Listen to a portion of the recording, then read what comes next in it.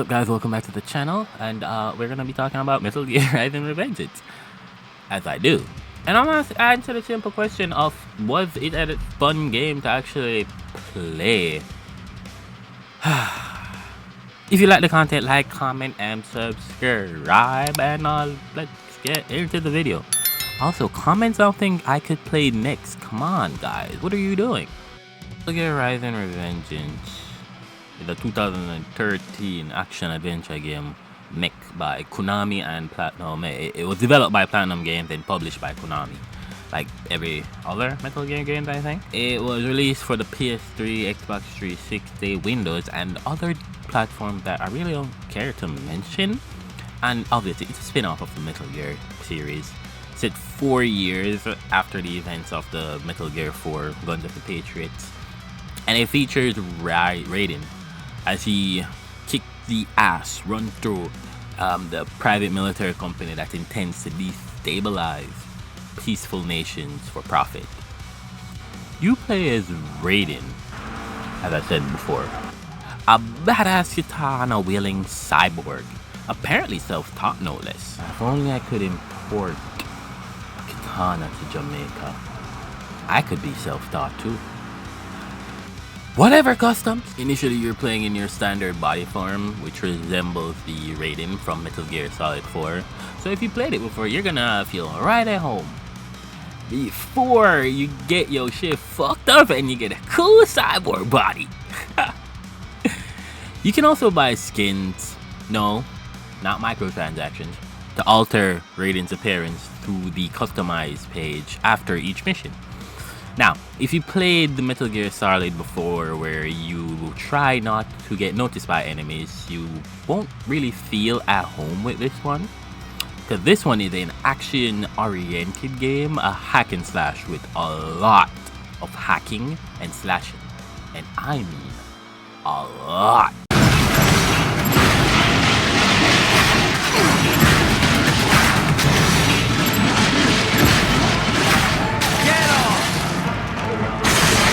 Of hacking and slashing. I remember trying to cut someone in 1,000 pieces. I failed. I got to around 849. You get it. Combat is mainly sword fighting, and it uses the best and coolest cutting system I've ever seen to fight and cut your enemies into tiny little metal pieces, because you're fighting cyborgs too. And it makes it, and to make it even better, you can cut anything. Fences, pillars, cars, dogs, cats, legs, arms, anything you see, you can cut. Anything you see and they allow you to cut, you can cut. You see a box over there looking weird, you can cut it. It could be Solid Snake. Nah, I don't think he's in the game. Is he in the game? I don't think so. Anyway, but yeah, most things you see you can just slice and dice, which makes it a really fun experience. I say that it's the best cutting system I've ever seen, and to be fair, it's the only cutting system I've ever seen. So take that with a huge grain of salt. Yeah, actually take that with more than a grain of salt. Like, take the whole bag of salt and take the whatever I say with that much of salt, just a whole bag of salt. I keep calling it the cutting system. It's called blade mode, and in this mode you can slow down time, kind of like a Max Payne bullet time thing, and you can be precise with your cuts. So when you're in the mode, you can like aim your thingamajigs, your reticles, to cut the enemy at specific parts, cut specific, precision cut. You can move yourself to cut the enemy's limbs, just for them to have like no hands to attack you with. Or you can cut their legs, so they don't have any legs to attack you with or walk on. But you have this one goddamn enemy, when you cut his fucking hands, he'll just start dropkicking you. This fucking bitch guy, he just start dropkicking you. It's so funny but annoying. Anyway, in blade mode, you use Raiden's energy bar, and when it reduces to a certain point, it stops you from using it. Pretty standard stuff. There's also this thing called Zangetsu, I hope I pronounced that right. When you damage the enemy enough, you can enter the blade mode and you slice the specific blocks area that you see, and you'll basically take their spine and recover your HP and energy to full. So essentially, all your enemies are walking health packs, and you can always be healthy. Essentially, they're all just walking health packs that fight back. And remember, I said this was an action-oriented game, but there is stealth sections in the game, which, again, you can completely ignore and go balls to the wall, sword-wielding maniac cyborg. But it's nice that they are there. Like, you could still kill not every enemy. In the section, you could still kill all the enemies there if you just want to one-shot them. It makes it easier because, again, you can one-shot them. And it's just so beautiful, like chef kisses. You also have the ability to parry attacks, basically deflecting the attacks and then counter-attacking. And this is essential to playing, by the way. Like, I was an idiot and I was trying to dodge the entire time, like me an idiot, against that dog monster. Dodging, getting hit, dying. I'm like, what the fuck is happening? Complaining like an idiot when I should have been parrying. I was blaming the game for me being stupid, which a lot of people do, which is stupid. Whatever. There is also this thing called a ninja run where you just be running and jumping and climbing over stuff. You can think about it like that from Horizon. What's that fucking name? Forspoken. And her magic run. You just hold the button, move forward, and they jump over every obstacle. I call it do parkour. It's the do parkour button. Now, although Raiden has a main weapon of a high frequency blade, he does use other weapons. I think he can use two other blades. He has sub weapons that he gets from each of the bosses that he murders, kills, defeats. And you even have sub weapons. You have sub weapons, and these include rocket launchers, two types of rocket launchers. You have the homing one, and you have the normal RPG. I like the homing one. 4 kinds of grenades that I really don't remember. I remember the gas grenade and probably an EMP grenade. The iconic cardboard, which was fucking awesome. Like, just going into cardboard and just like if you played Metal Gear before, you're gonna see that, like, oh shit, it's the cardboard. An empty oil drum and a 3D photo frame.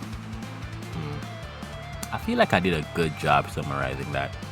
I deserve a drink. You know what this is called? It's called a special, real Jamaican thing.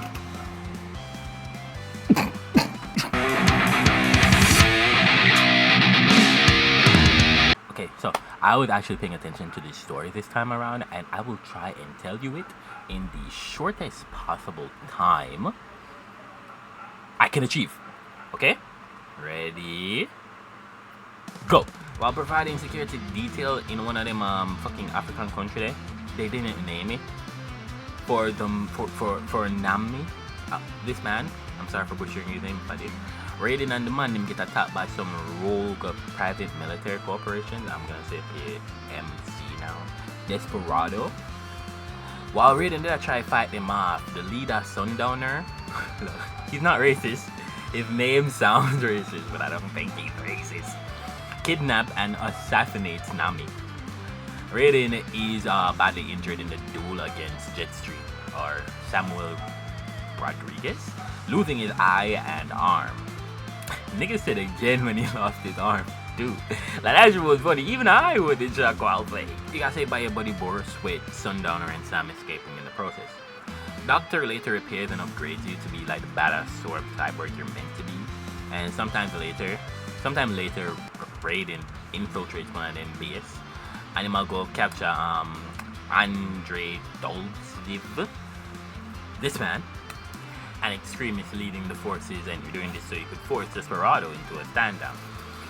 But them already anticipate this and assign a prototype AI robot designated LQ84I to stop Raiden. This is the stupid dog I was talking about. This is where I mastered the parry system, by the way. After I showed this Metal Mud who the boss was, Doctor rebuilt it as an ally, naming it Blade Wolf. After that, we go Merc. After that, we go Merc. Mistra. I think she came from I don't remember where she come from. The commander of the Desperado troops in Abekistan.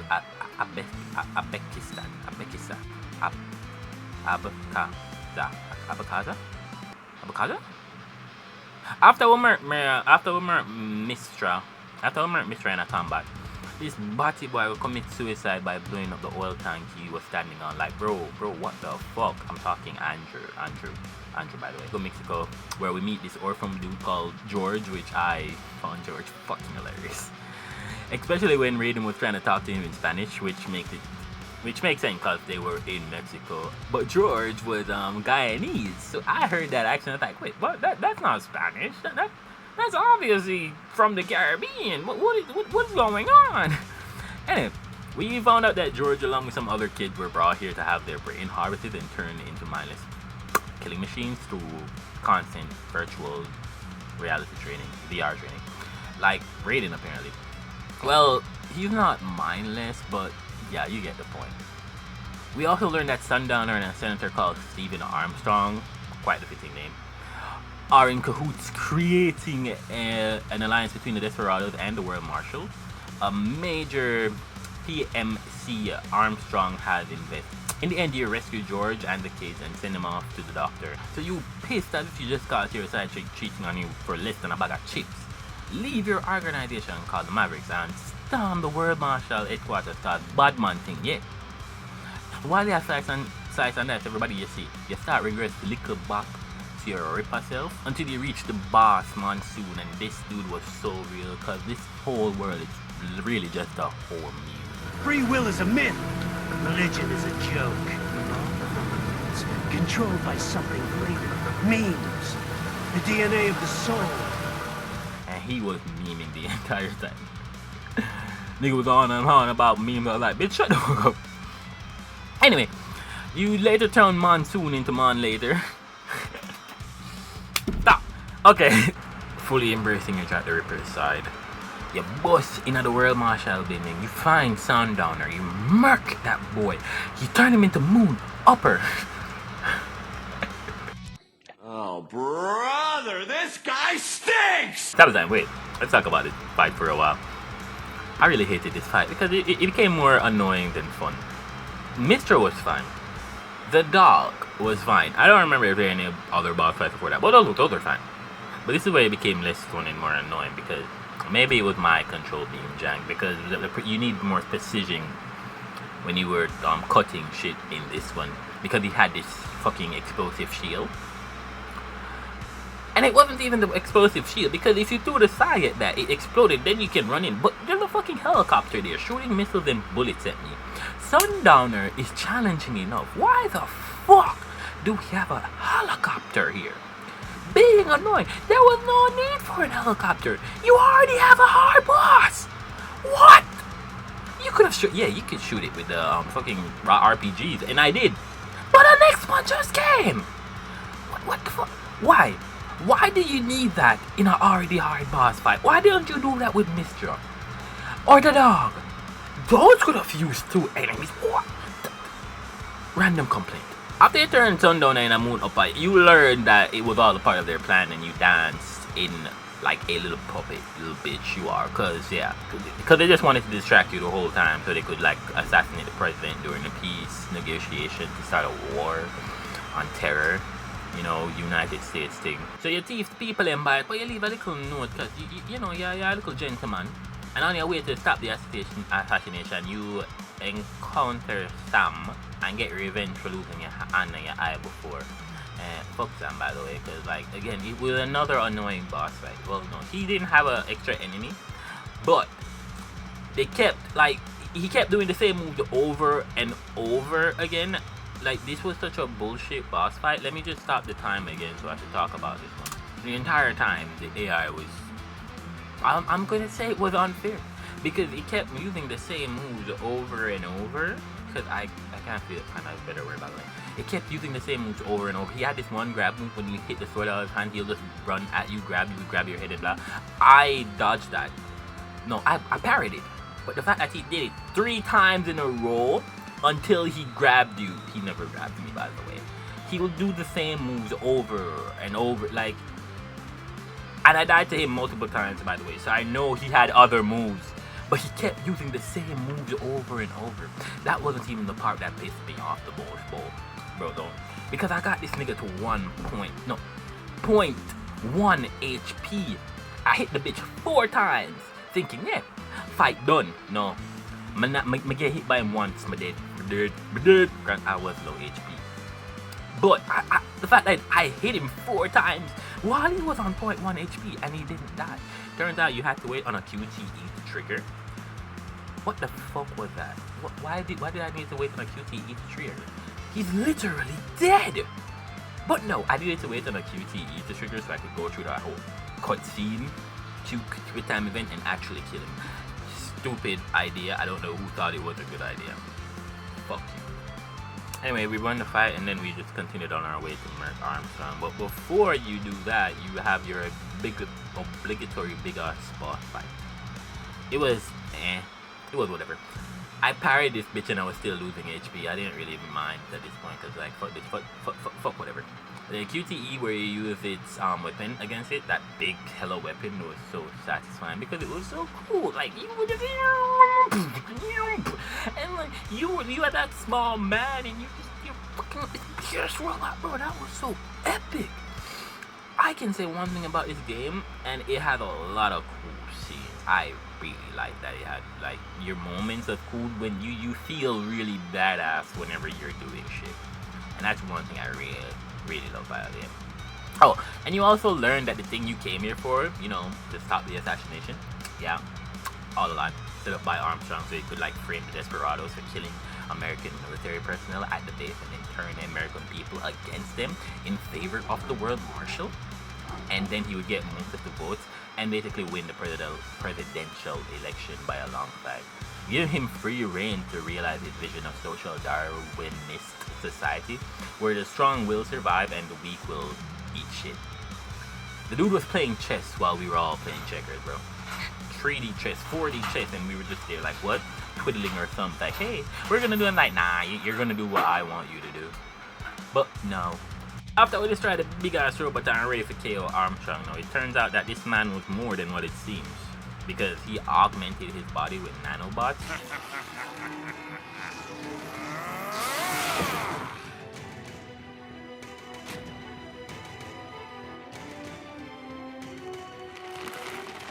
Nanomachine, son! Making him basically superhuman, easily destroying our blades. But fear not, we got Samuel's blade from our cute little doggy companion before he got kicked like a football by Armstrong. Armstrong used to play football, by the way. I think he went to the College of Texas. Did he say that? Anyway, now, this is the last fight. Story done, by the way. At least, I checked out. I didn't care what happened after I murdered Armstrong, because Armstrong was also an annoying fight. Let me talk about it. Yeah, so he did that thing too. He kept spamming that one grab move that he dashed forward and tried to grab your head, throw you in the air, and then headbutt you like a football. Yeah, he spammed that over and over, like, fuck. God damn it.